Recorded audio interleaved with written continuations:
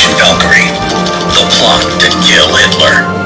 July 20th, 1944, World War II. Nazi Germany, the courtyard of the High Command building in Berlin.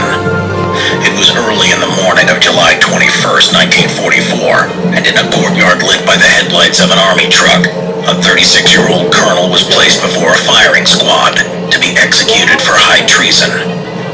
Just before he was shot, he cried out defiantly, "Long live our sacred Germany."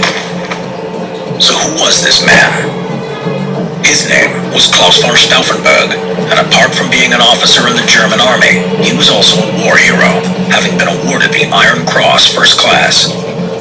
He was also of noble blood, holding the grand title of Count of Stauffenberg, his family being one of the oldest and most distinguished aristocratic Catholic families in southern Germany. At the beginning of the war, Stauffenberg took part in the Polish, French, Russian, and North African campaigns. He was also the man who nearly assassinated Adolf Hitler. Hitler had survived several assassination attempts prior to this, but this was to be the very last. Stauffenberg's views on Hitler were conflicting. On one hand, he thought he was a good military leader and was impressed by the Führer's grasp of military strategy. And he also thought he could save Germany from the corrupting dangers of communism. But he had serious misgivings about his social policies, which went against his strong Catholic, Christian, and political beliefs.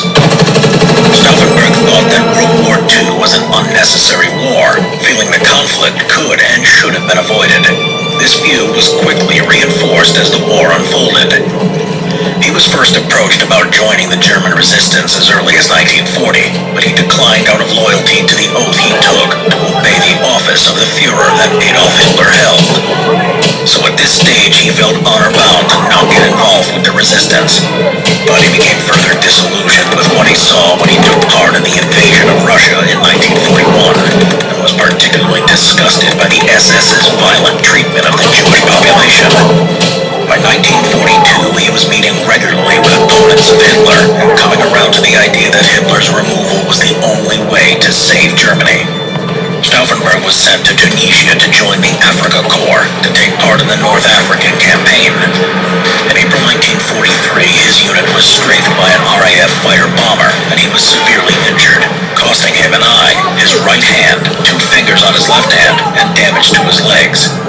He spent 3 months in a hospital in Germany recovering from his wounds.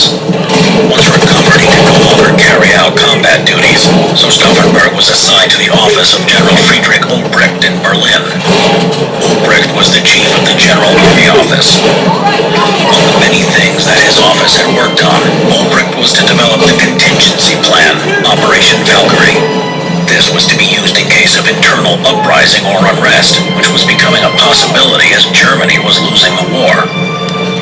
Ingeniously, the German resistance realized they could use this plan to mobilize the reserve army to suppress the Nazi government as the conspirators who were seizing control for themselves. For the plan to work, Hitler had to be dead, and this would allow for Operation Valkyrie to be activated and have his inner circle falsely arrested, framing them to look as if they were the heads of a fictitious coup attempt. Then the true conspirators would form a government more acceptable to the Allies, which they then hoped could negotiate a reasonable peace with them. Stauffenberg was crucial for this plan to work, as his duties in his new position included him attending regular meetings with Hitler and his high command. So a plan was formulated with Stauffenberg.